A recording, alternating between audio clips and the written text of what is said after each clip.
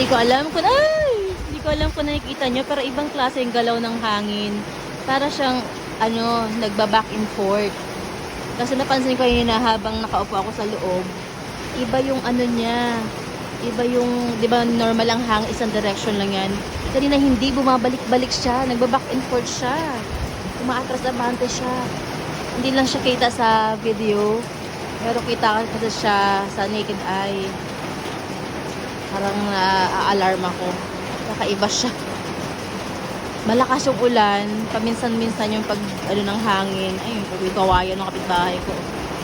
Pero kakaiba. Makita mo kasi dun sa sa tubig ulan. Yung galaw ng hangin. Hindi kita sa camera. Hindi siya nakikita. Ay nako, hanggang kailan kaya ito? Wala naman pasok bukas sa mga bata. Ibang yung ilog dito ba?